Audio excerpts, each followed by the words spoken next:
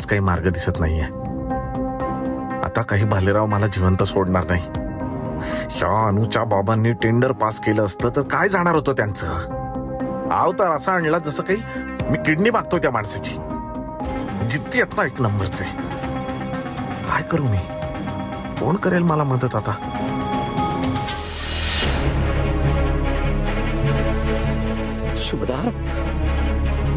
शुभदा जेव्हापासून हा माणूस माझ्या अनुच्या आयुष्यात आल्यापासून तिचा बाप जळतोय. जेव्हा जेव्हा मी अनुचा विचार करतो ना तेव्हा एकच प्रश्न येतो की माझं सगळं प्रेम विसरून त्या हलक्याच माणसावर पळून गेली. मी असं काय पाप केलंय शुभदा की माझ्या अनुच्या नशिबामध्ये तो थर्ड क्लास माणूस बांधला गेलाय. मी काय काय पाप केलंय शुभदा?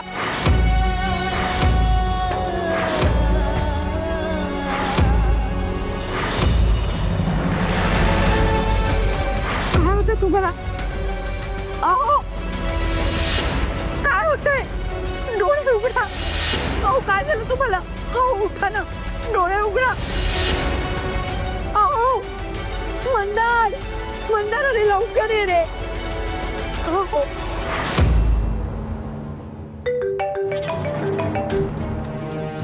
वकील साहेब, मिस्टर पाटकर, परवा आपली केसची तारीख आहे, लक्षात आहे ना? हो हो हो हो लक्षात आहे. वेळेवर या.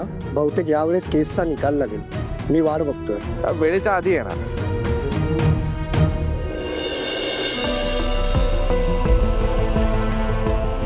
देवा,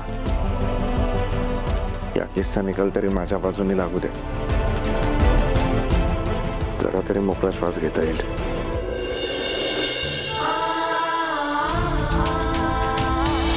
नाही राहू दे.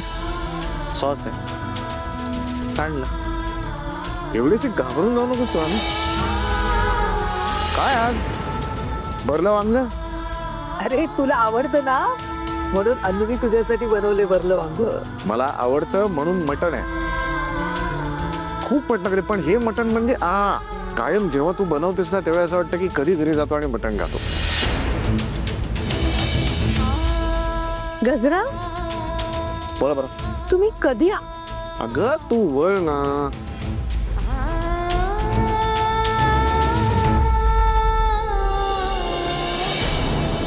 लक्षात ठेवा गोखले, हा जो काही पैशाचा माज आहे ना तुम्हाला, एक दिवस हा सगळा उतरणार. एक ना एक दिवस तुम्ही रस्त्यावर येणार आणि त्या दिवशी तुमची वाट बघायला मी तिथे असणार. अभि तिला फिरायला घेऊन गेला, आईस्क्रीम खायला घातलं, ते सगळं फुकट गेलं.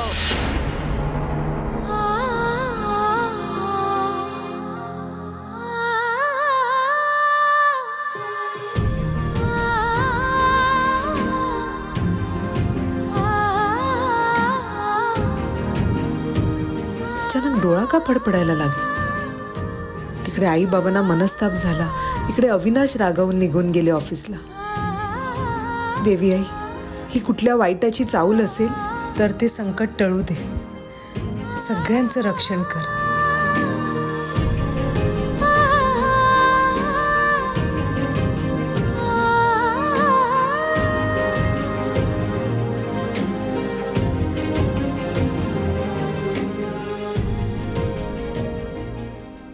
आयुष्य कधीच एका रेषेत नसतं, त्यात चढ उतार असतातच.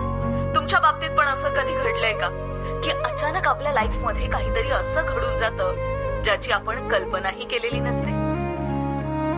कधी तो अनुभव आनंद देणारा असतो तर कधी खूप मोठं, आयुष्यभर पुरून उरेल इतकं दुःख देणारा. असं झालंय ना? आपण प्रत्येक जण ह्यातून कधी ना कधी जातोच. पण अचानक सुख पदरात आलं म्हणून हुरळून जायचं नाही आणि दुःख आलं म्हणून रडत तर अजिबातच बसायचं नाही. जे भलं बुरं घडलं त्यातूनही शिकायचं बरं का. ज्यांनी तुम्हाला दुखावलंय त्यांना एक ना एक दिवस त्यांच्या चुकीच्या वागण्याची जाणीव होईल. तुमच्या निर्व्याज प्रेमाची ते कदर नक्की करतील.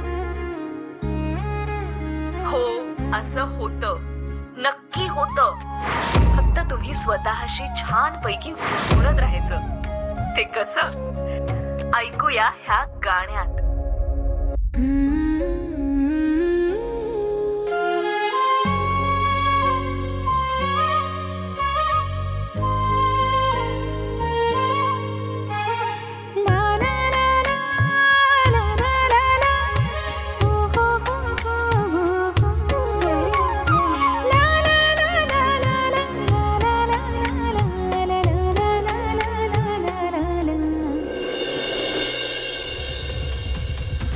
मी सांगितलेलं इंजेक्शन रेडी करून ठेव.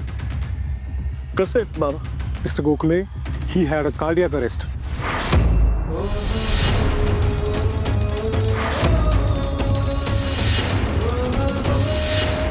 आम्ही ट्रीटमेंट सुरू केलेली आहे, परंतु पुढचे 48 तास क्रिटिकल आहेत त्यांच्यासाठी. तुम्हाला कोणाला बोलवायचं असेल तर बोलून घ्या.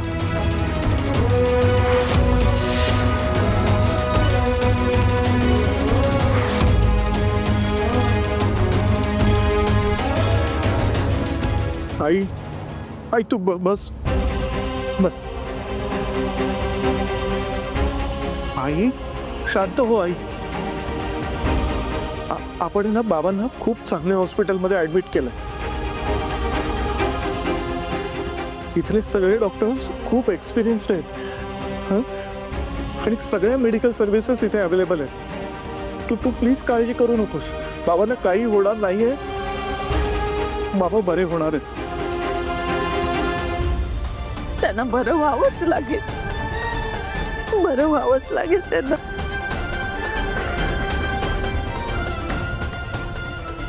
मंदार, तू आपल्या अनुला फोन करून कळव ना. हो. कशाला? अनुला कशाला फोन करायचा आहे? आधीच बाबांचा जीव धोक्यात आहे. ही जी काय 48 तासांची मुदत आहे ना, ती काही मिनिटांवर येईल. तू जरा गप्पा बसतस का?